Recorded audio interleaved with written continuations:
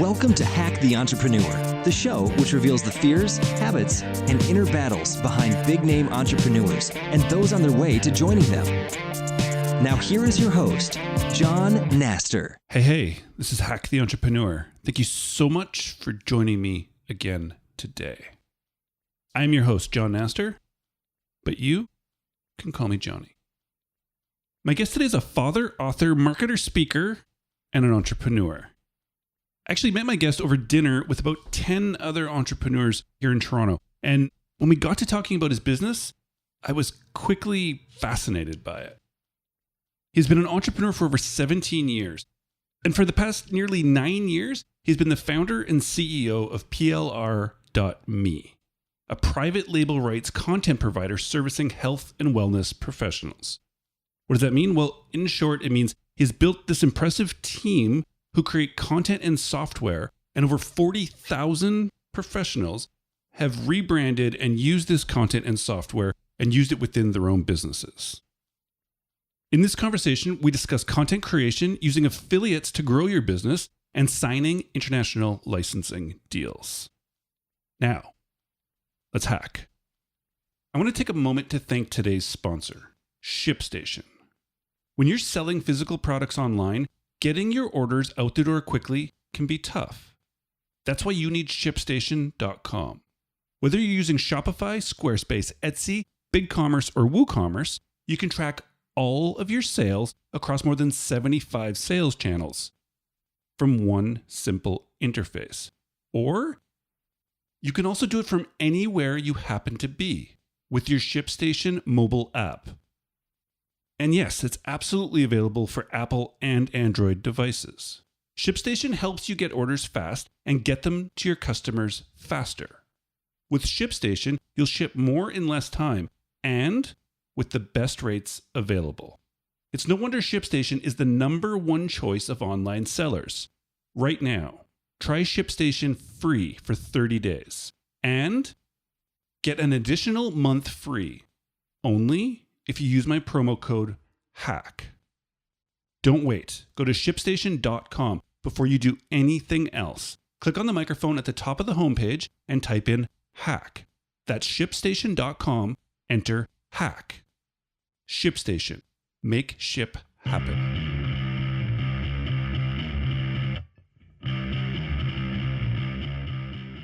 We are back with another episode of Hack the Entrepreneur. And today we have another very, very special Canadian guest, Ronnie. Thank you for joining me. Hey, thanks for having me on. Absolutely my pleasure, man. Absolutely my pleasure. I think we're going to have a lot of fun. Oh, we will. Nice. We'll always have fun. What do you say? Should we jump into this? Sounds good. Excellent. Ronnie, as an entrepreneur, can you tell me what is the one thing that you do that you feel has been the biggest contributor to your successes so far? Well, I think a lot of people are really good at one thing, and I've never been that person. I've been sort of the Renaissance man. So I think the biggest win for me in business has been a deep understanding of a lot of things. And I can talk programming to programmers and marketing and design and customer support and technology and psychology and all of that stuff. And that's been a huge win in this kind of multidisciplinary, online, offline world that we live in. Doesn't mean I do all of these things. It just means I can really deeply understand it. So, I can completely be feeling comfortable talking to programmers in one meeting and then flip directly over to, customer support stuff and marketing and so on. And, I think that there's a negative connotation with someone like that, like a Renaissance man, the saying like jack of all trades, master of none. And that's always bugged me because I've always been like this, I've always been good at a lot of different things. And even in school, it's like, well, what are you going to do? Are you going to do science? Or are you going to do business? Are you going to do music? Or are you going to do, history? And I've always been sort of good at a lot of different things.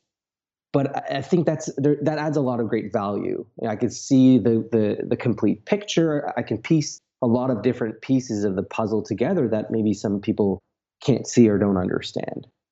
So that I think is the big win for me. And I sometimes look back at, way back in the Renaissance time, and you have like Leonardo da Vinci, and I am nowhere near his brilliance, but someone who could understand engineering and art and design and all of those things together. And that's how we kind of have these beautiful pieces of architecture and art from one person. Right. Okay. So this is interesting. And this is it's sort of, I'm going to say, like a fork in the road where founders either go your direction or that, like, be good at your little tiny aspect of it and then just get rid of all the rest of it. So that's cool. I like that you take your path to it, but to say that you've always sort of been like this, like, I'm assuming, but I would like you to tell me, but there's no like sort of innate ability. I don't think anybody's born with innate ability to know programming, to know marketing, to know customer support, to know hiring, to know scaling across like Facebook or whatever it happens, whatever new thing you happen to be going into. So is this something still that you are actively, like, when you see your business has to go a direction, are you the one who leads the way to like understand it and then sort of build around it? Yeah, I think that's really, you hit the nail on the head. It's not that I think it starts with a good foundation of a thirst for learning, like a thirst for understanding. And that's what's happened because, I would enjoy all the different subjects in school. I would fully invest myself. And that's the same way in my business and in talking to other people. I'm fully invested when it comes to the programming. I'm not going to just say, oh, I don't get it. I'm going to just run away from it. If I don't get it, I'm going to read more about it. I'm going to learn more about it. I'm going to ask questions. And so I've developed that. Definitely, in my business, steer the ship. And that's really the job of the entrepreneur, right? We have to have the vision. So the vision spans multiple disciplinaries, the programming, marketing, design, all that stuff. And it's that thirst for learning. If I don't know the answer, I'll ask. And that's okay. Like, I'm humble enough to say, I have no idea what you're talking about. Can you explain it? And then I'll learn. And I pick up on that. And it just continues to build up in my brain of all the different scenarios, options, ideas.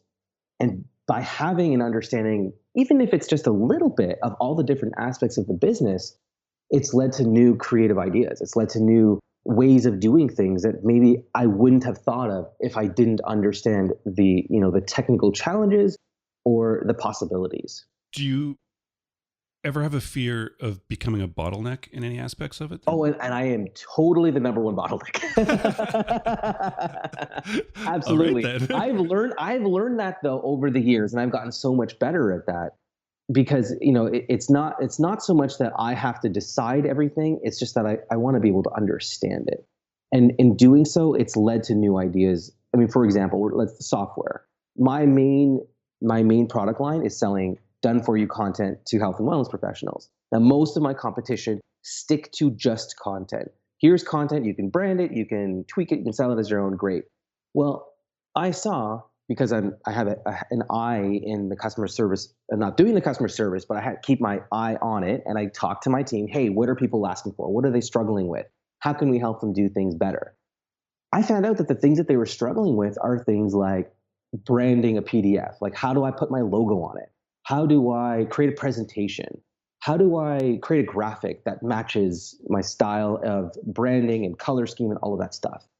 Well, I could direct people into the do-it-yourself world. Hey, go get Photoshop and learn Photoshop. But no one's going to do that. And so instead, I saw, okay, there's an opportunity here. If people are struggling with these things, could I quarterback the programming team to create tools that can automate this stuff for people? And over the years, we've created a dozen tools, things like branding an image automatically, branding a PDF automatically, creating presentations automatically, creating a blog post and scheduling 1,000 blog posts if you wanted to automatically, creating these little tools that never would have happened had I not understood the different aspects of the business and talk to the different people, right? Customer service gives you hear about the problem, that sparks the idea then goes to the programming team and they complete it. Up until recently, I've been the one kind of keeping all the teams separate. Customer service does not talk to programmers, does not talk to marketers, does not talk to, designers, and that doesn't work. So I've removed myself from that problem, because of the amazing tools like Slack. We can have these Slack rooms, we talk about things, we figure out new situations that happen that, hey, well, maybe we don't need Ronnie. Let's just figure this out on our own. And so that's definitely been my problem, being a bottleneck. But by sort of facilitating that, now the whole team starts to think in a more cooperative way.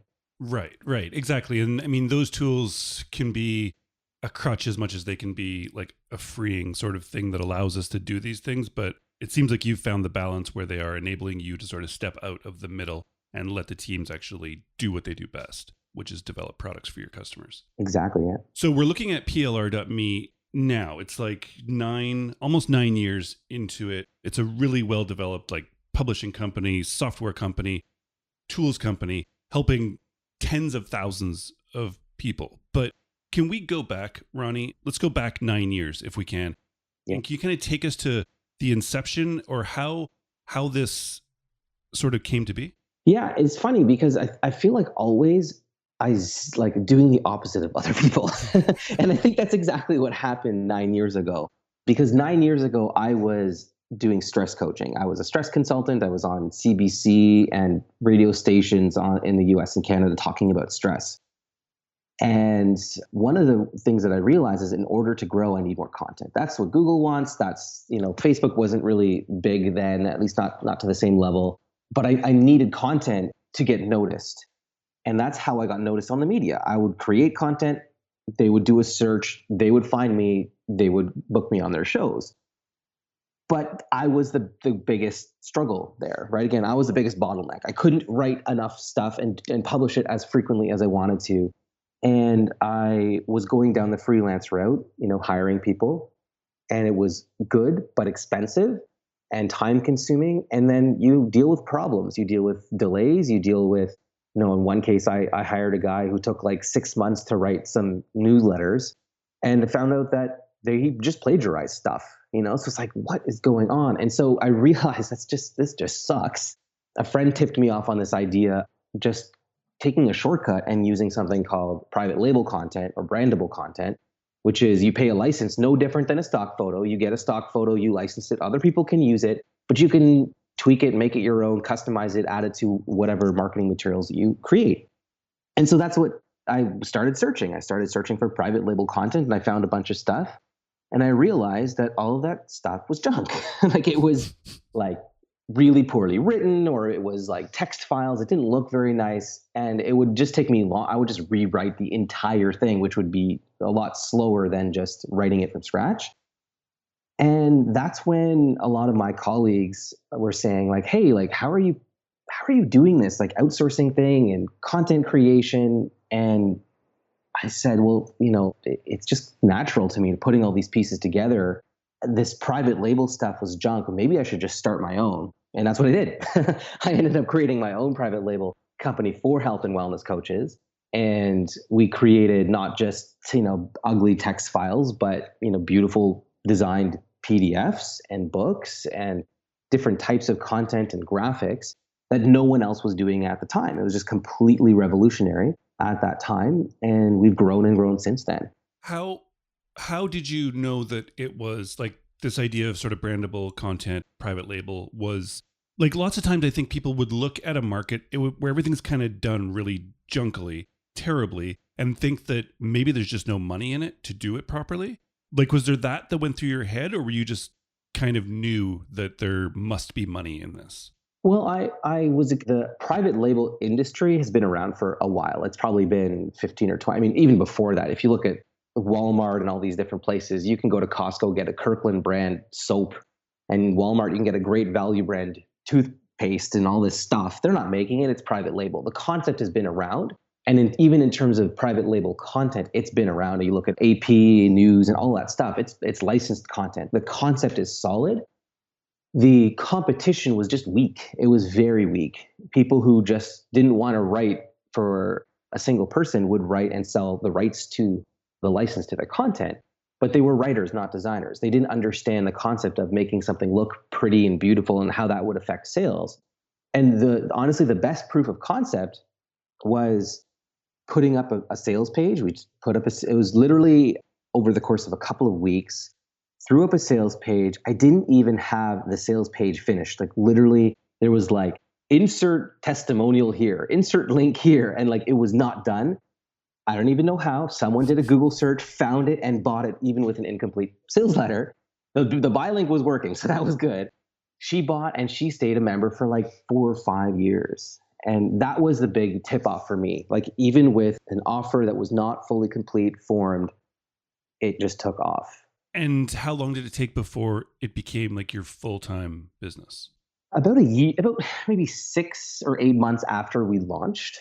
So the process was launching it to some small groups, just some forums and different places like that. And then a couple of months after that, tapping into some bigger affiliates, people who were in the space selling private label content themselves, getting them to promote. And that's when it really took off, because the affiliates would come in and say, "What, this stuff is really good. I really like your approach." And they started promoting. And when they promoted, it was, they were bringing their firepower with them. And that's when we were able to grow and expand and turn to, creating more content, more the training. We'd get found on Google. We would disseminate that training to affiliates. They would promote it more, and it just continued to grow from there. Nice. And so affiliates were sort of the big sort of inflection point of growth at the beginning. Now, almost 9 years later, how has sort of like your customer acquisition changed? Well, it's still predominantly affiliates and just general SEO, just being found on Google. Mm-hmm. In the last year, we did ramp up some Facebook advertising, and that's worked very well. But I've always found that when it comes to customer acquisition, if I can't master one, how could I you can't do five, Right. And I've heard that so many times from so many people. Once I was able to nail down the affiliates and the SEO, that's when I added on the Facebook stuff. It's not really about needing 10 different growth channels. It's just about having one or two that work really well, and then going from there. And so I've seen that mistake. I mean, I've tried that. Oh, this is working well. Let me start a new business now. Nope, that did not work. Too many things going on at the same time, not possible to grow. But also you sort of, because that is an urge as entrepreneurs, as creatives, right? We want to just constantly be creating new things. It seems like you've kind of mastered that within PLR.me because of the fact that, just going through your product suite and the things that you offer, there's a huge number of things. So it's not like you're just like, we only create one thing and we're going to do it over and over. You can just create things under this umbrella. Oh yeah. I mean, this is probably shocking to most people, but we have over 11,000 products. So, it's not like I'm doing nothing. And most of that's the team writing and editing and researching and designing and all that stuff. But yeah, we have a lot of products and we have a dozen software tools, but it's all servicing one, audience. It's under one umbrella. It's not about having 12 different websites and, dealing with all of the pains and struggles with all of that. It's really just focused on the one thing. Exactly. But you still get sort of that, you get to sort of solve that urge to build, which is nice. So let's kind of what size is the team actually at this point? About a dozen people. Wow. And all aspects. So, there's about 5 people on the content team with a content manager and then writers, researchers below that. And then there's a designer, there's customer service. There is 3 or 4 developers doing different pieces of the business. And then there's me. So, and I also had other people help on a freelance basis, maybe to create some videos or, marketing materials or some Facebook funnels, things like that. But that's pretty much the team. Right. So let's sort of move into projects. So 11,000 products. Each of those is a sort of project in its own right, between building it, developing it, and then marketing it and selling it. But with a team of 12, you have now learned to take yourself out of the middle of every sort of conversation and discussion to allow things to move smoother and quicker. Mm-hmm. What is your process, as the CEO still, in determining right now, that a new product of any sort that you want to build, say a software tool that you want to develop, what is the process of sort of taking in the information, sort of filtering through it, and then deciding that this product is actually worth yours, your team's time, energy, and resources? Well, the first thing is I eliminate the thinking that it's not possible, because I've realized over years of doing this that pretty much anything that someone dreams up is totally possible. Now, whether it's feasible, that might be different, but it's totally possible. So if a customer comes to us and says, hey, I like your products, but can I choose which specific ones that I want? Because the way it works currently is you get a bucket of new resources every month. So if you're a monthly member, you're subscribing, you get new content every month, but you can't choose what you want. So, there's a pro and a con there. The con is you don't get to choose what you want. The pro is you get good stuff every single month and at a good discounted rate, but you don't choose. So there's pros and cons there. Now, when you hear that from a customer, they might say, well, what if can I choose what I want? I want to be able to choose the topics that I want. I want certain types of materials. Maybe I want affirmations. Maybe I want more books. Maybe I want more promotional graphics.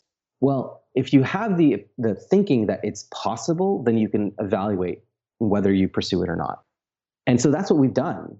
Over the years, if someone says, hey, how do I brand a PDF? Well, I'm not going to, in the past, it was go buy Adobe Acrobat or, go hire someone and let them do it.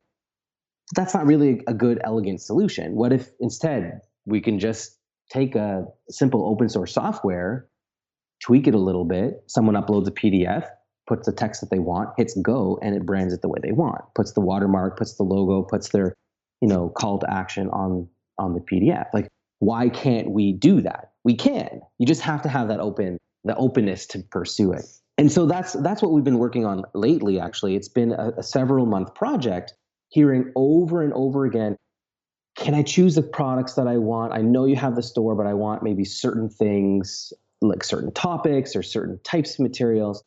And the idea hit us that, well, there are stock photo sites where you choose one stock photo at a time. You don't get 500 stock photos and say, here's a bucket of stock photos. They're all dogs. Maybe you don't want dogs, but too bad for you. Like it doesn't work like that, right? You choose the photo that you want.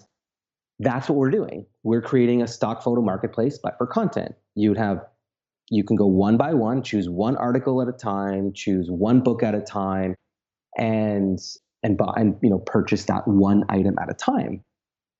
And that's a big ass project. Like, it's a big deal because we're talking about 11,000 products, indexing and searching every word in there and categorizing it properly, and then dealing with the whole billing system to making sure that, it's a big project. It takes a big team to do it, but you have to be able to break it down and say, okay, is this little chunk here possible? Can we do this? Is it feasible? Is it going to cost too much to do? Or is it worth doing? Because long term, it's going to make people's lives so much better, happier, and increase sales. Right. It seems like would be worth doing, because when you first said 11,000 products, I was like, wow, lots of companies have the problem of not enough sort of products to sell. And then all of a sudden it's like 11,000. Like, how do I, as a new customer, how do I even sift through it? Yeah, exactly. So exactly 11,000 products. Are you still the person, as the founder, as the CEO, that has decided yes on every single one of those products? No, that's what the content team is for, because some products are simple. It might be an article. Like, an article is a product for us because a client can say, yes, I'm a parenting expert. I want this parenting article so that I can, post it in my members area or turn it into, a video or a webinar or something. Each piece of content is a product. So some are longer, like a book, but some are graphics and some are short. But after the first year, I couldn't do it anymore. I couldn't read, 100 new resources every single month. Like, it was just not possible for me. So we have an editor. They talk to the writers. The writers come up with different topics, angles, what's current, what's seasonal, and then we create topics, content, resources around that. Fair enough. I was going to say you're like an absolute decision-making expert if you've decided yes or no on all of this. No, but what we have done is created a structure, and I'm all about systemizing and automating and outsourcing. It's so powerful in the business. And that's really the other big secret weapon, is you have to create a framework. Our writing training center that we created is insane. Like, it is honestly stupid crazy.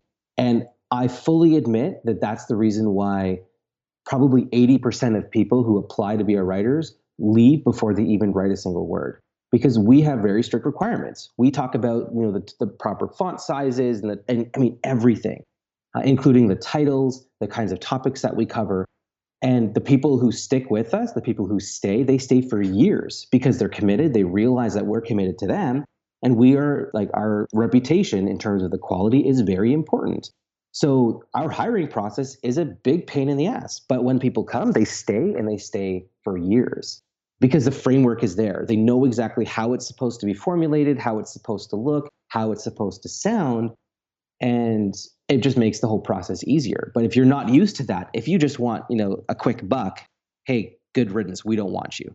Fair enough. Fair enough. And so with this sort of framework you put in place for deciding on new projects. So let's obviously not talk about, say, an article because the content team takes care of that now, but and not one so big that it's sorting your website, because that seems absolutely something that is necessary as part of the evolution of the company. Mm-hmm. But sort of like a bigger software project or something, when you have now taken everything in, decided that it's sort of like you've decided that it's not only possible, because you know that everything is possible, but it's also feasible. Mm-hmm. You've decided to do it. You put all your time, energy, and your team's time, energy, and resources into it. You go ahead, you set up the metrics for success, and it becomes obvious that it doesn't work. Then you hit this thing where, like, we've fallen into this trap where, as entrepreneurs, right? I guess as humans in general, that one of our greatest struggles is that fear of being wrong, Mm-hmm. making mistakes and failing, especially in front of our team at this point, as the leader, as the person at the helm. So, Ronnie, can you tell me how to make those big decisions, send your team in a direction, have everything come back that it just wasn't the right thing to do, and then move forward from sort of being wrong in front of your team? Absolutely. So this actually happened fairly recently. And it was, thankfully, we caught it before it got worse. And I'll explain the story with leaving out some of the details because it does involve another company. But we were licensing another software company's course software. And everything was checking out. Things were looking okay. We spent several months working with them, creating content, making it work with their system. We agreed upon all of the details, the financing, the licensing fees, everything. And all of a sudden, we're about to launch. We're probably about maybe a couple of weeks away from launch. I begin teasing our customers about what's coming and giving them an idea of what's ahead. And all of a sudden, this company says, "Oh, we are going to take 50% of all of your product sales." I said, "That's not what we agreed on. Like, this is not at all like we created the content. Like, you created the software. We're licensing your software. You're not getting a fee of our content." And at that point, I realized there is like I can't trust this company. I mean, they're not local. Any legal recourse I have is, I'm not going to get stuck in some international court. Like, this is just not a good idea. And I was at a crossroads. I thought either A, I give him what he wants, and it's just margins. It would not be worth it for us. Or B, have to pull the plug and realize, you know what? I just did not sniff out this guy and this company properly. I have to suck it up. I've got to tell the team, hey, everything you've done was a complete waste. Tell the customers, actually, this is not happening. And thankfully, we hadn't launched the product yet, because then we didn't have to necessarily refund people and deal with all of that stuff. But we had to admit failure. We had to say, you know what, like, this is not going to come, and it's now going to take several months until something else comes. We had to tell the team, this is what's happening, and own up to the mistake and the decision making, and just own up to the fact that, hey, you know what, I'm vulnerable too. Like, I screwed up. Like, clearly I didn't do my job in vetting things out. And it sucked. Definitely some customers were peeved, but they also understand, like, they don't want a half-baked product. They don't want, something that we're not going to stand behind. And that's the reality. I just had to pull the plug. And sometimes that's the hardest part. It's, you know what? I'm so far. I shouldn't, let's just figure out a deal. Let's just make this work.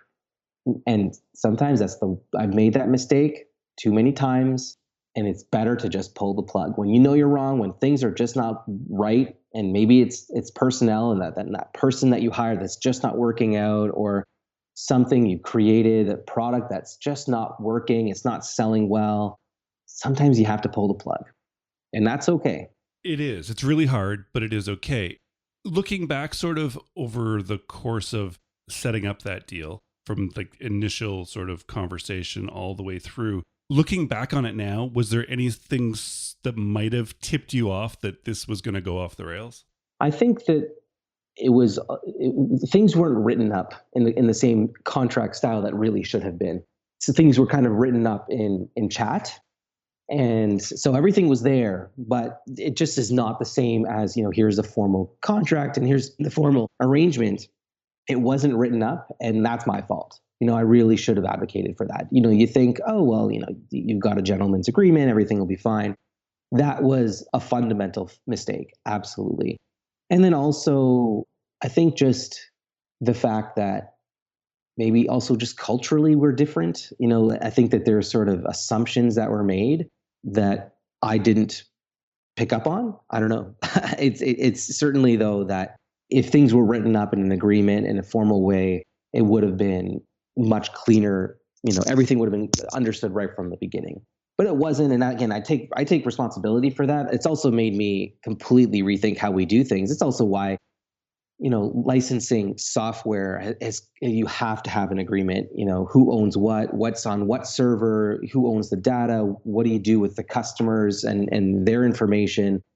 All of that stuff has got to be ironed out and spelled out ahead of time, because you don't want to get into a situation where, oh, why is that person emailing my clients when they shouldn't? Or, what if they go out of business, everything's on their servers, like what's going to happen?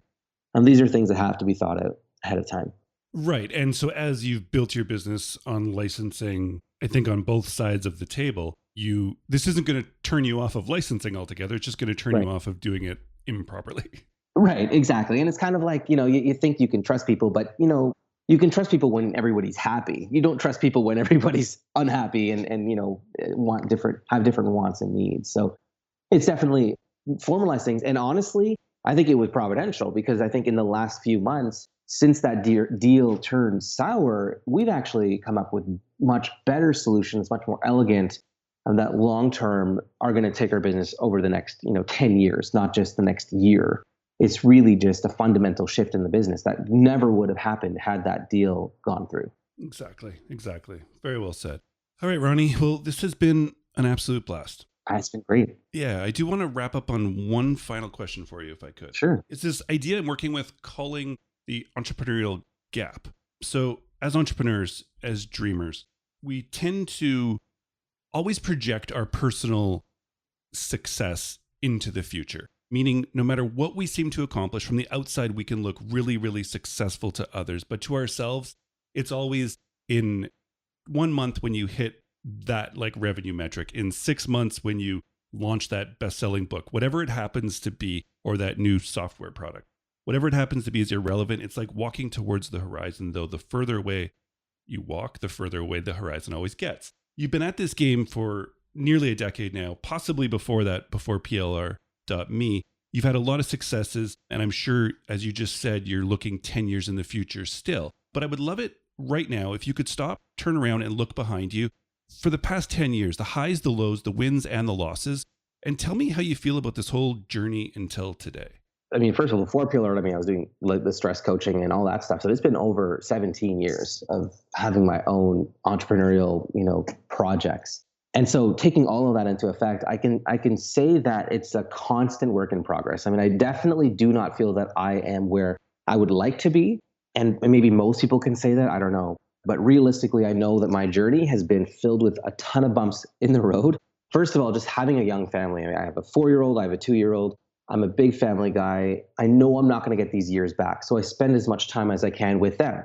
And that's the beauty of being an entrepreneur. I mean, I could set my own hours and time and all of that stuff. Sometimes I'm working after they go to bed or before they wake up.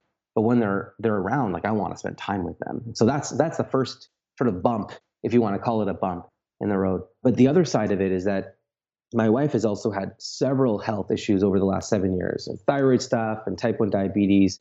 We've had a couple of miscarriages. It's been a huge emotional roller coaster. So I've had to take time off, and I've had to take care of the family. And so I know this is probably not the answer you're looking for, but that's life. Like the reality is I count my blessings that I have the flexibility to work from home, be the boss, and work whenever, wherever I want to. And I don't regret these sort of, life situations, but I can tell you this, it's forced me to be more focused because there have been times when I know, hey, I'm only going to have 2 hours to work today. What am I going to do? And that's when there's like this fork in the road. It's like, do I just do busy work and answer emails? Or do I decide on what will move that needle the most and then just do that one thing? So I've had to make decisions that's made me definitely a better decision maker, act quicker, and take that 80-20 rule to heart in every aspect of my business. Because yes, I mean, right now I'm 33. There's a lot more I can do in business. In terms of my entrepreneurial journey, I know that it's something that can grow as slowly or as quickly as I have the time for. But my kids, they're growing at a constant pace. Whether I'm there or not, they're growing. And I know that I'm not going to ever regret being there for them and spending time with them when they're small, because it's just the nature of it, right? Like they're growing, and business can grow as fast as I want it to grow. And so I know my answer is not really glamorous. It's not about hustle and grit and 20-hour work days and whatever. But I know that some people out there just don't identify with that stuff either. They might feel sort of alienated by that kind of view. And so if that's you, I mean, you're not alone. Like you can run a successful business that gives you time freedom and flexibility so that you can spend more time with your family.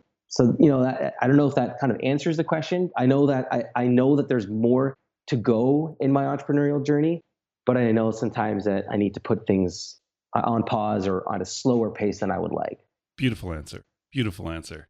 And I would trust that anybody listening to this show knows that that's how you can run a business, with focusing on like the things around you as well, and not just working all the time, because that's absolutely the same thing I do. So, and I purport it all the time. It's not about hustle. It's about just spending those couple hours a day really focusing, and then going and doing everything else you want to do. That's what these businesses are supposed to be for. And I just want to end with that. I mean, it's like you really just have to focus on that one thing that's going to make the biggest difference, because who cares if everything is perfect? It really does not have to be that way. You do not have to be perfect to be profitable. Just do the one thing that's going to move the needle, that's going to hack your growth the fastest, that's going to get you focused.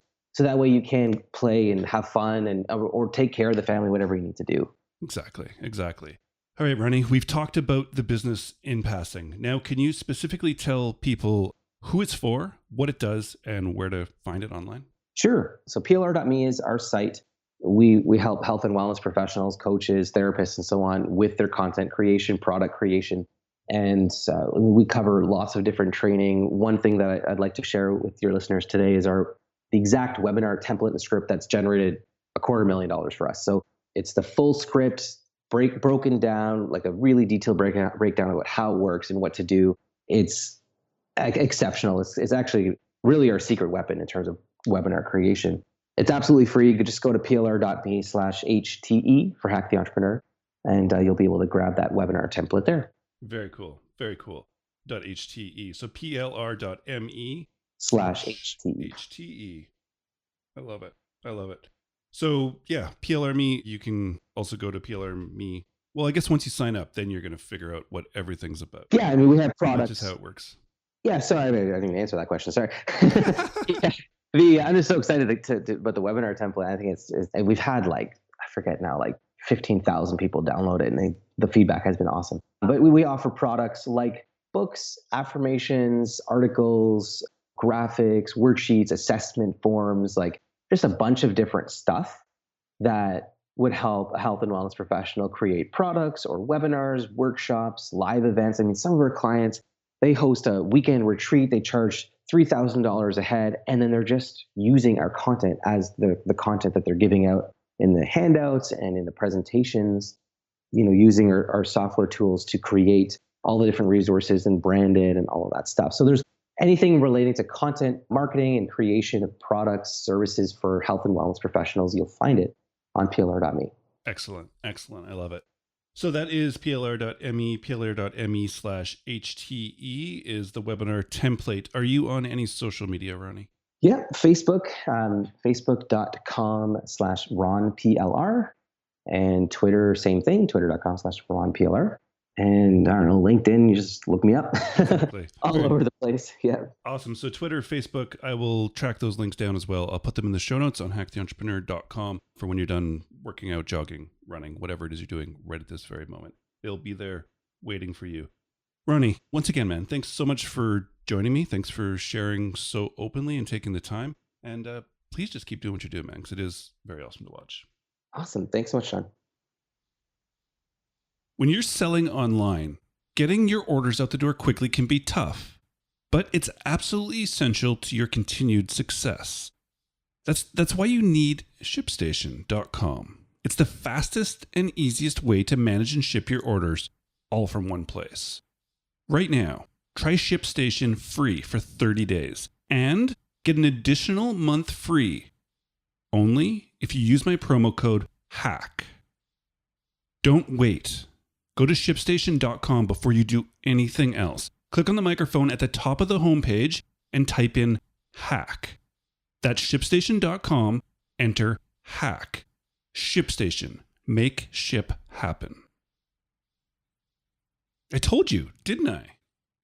Ronnie is fascinating. That business is fascinating. It's so unique. And I don't know, I've had hundreds of guests on the show now, and sometimes it seems like businesses tend to fall into similar sort of brackets, which I don't know if that's necessarily true, but there's something truly fascinating about this business model.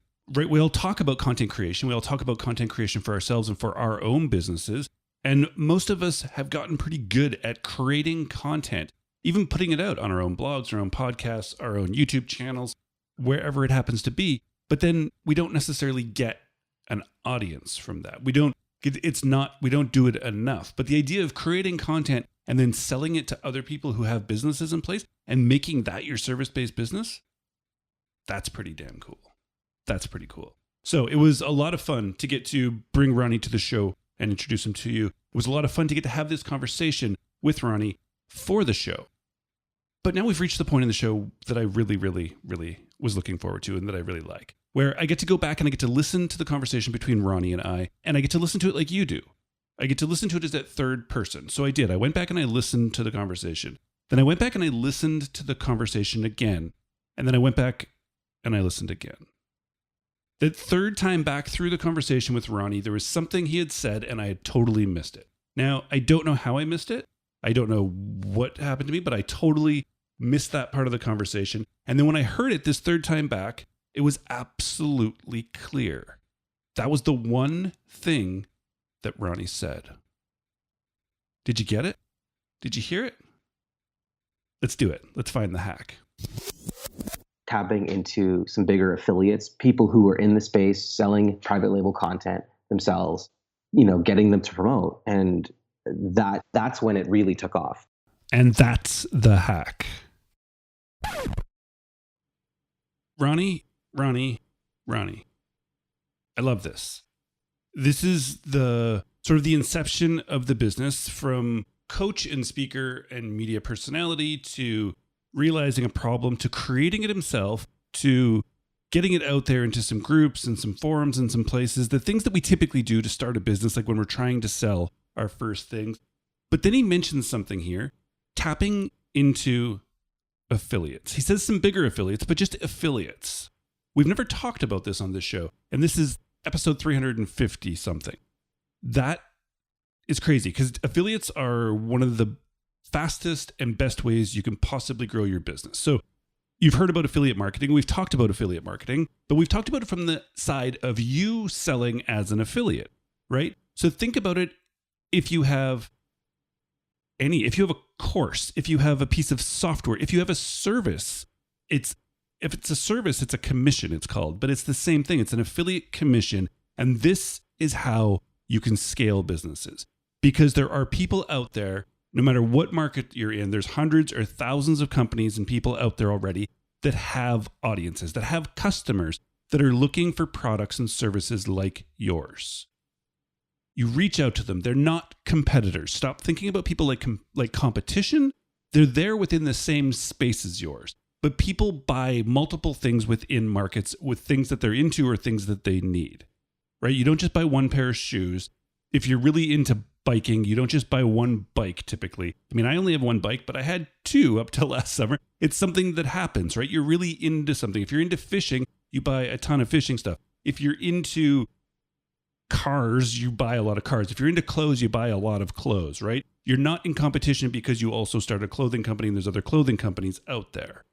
So stop thinking like this and think how Ronnie, because Ronnie spent months selling a few things, but then months later, at about the 6 or 8 or 9 month mark, he said he's tapped into affiliates and he's like, that's when it really took off. This can be the same for your business. And so I'm so happy that he shared that with us because this is so essential.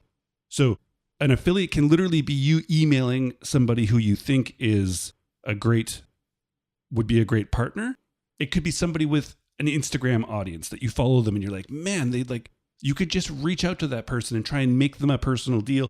Or you can go and put your product onto something like Share a Sale and actually make it so that companies can find you and become affiliates. Share a Sale is just an enormous affiliate company where tons of software and actually physical products and things are on there too. But that's kind of beyond the scope of this, but it's this idea of using your competition to leverage from and not thinking like them as competition anymore, and then tapping into those affiliates so that your business can really take off the way Ronnie's did. Ronnie, thank you so much. All right, it's been fun. That was good. HackTheEntrepreneur.com. If you haven't grabbed a copy of my book, it's there for free. If you want a PDF copy, it's for free. If you want a physical copy or if you would like a Kindle version, then you need to go to Amazon and pay $3 or $4 for it, whatever country you happen to be in. 10,000 people now have bought the book, and I thank every single one of you if you're one of them. But for right now, I want to give it out. I got a new website. I want you to check it out. I want you to go to HackTheEntrepreneur.com. I want you to give me your email address, and I want you to get the book for free if you would like it. All right, it's been fun. Thank you so much for stopping by. Thanks for hanging out with Ronnie and I today. Make sure to check out PLR Me, especially if you are in the health and wellness space. It could really, really actually scale up and help your business a lot. You would just want to check out what he's doing and think about maybe doing something similar within your marketplace. That's how business works. All right, it's been fun. I appreciate you stopping by. And please, until next time, keep hacking the entrepreneur.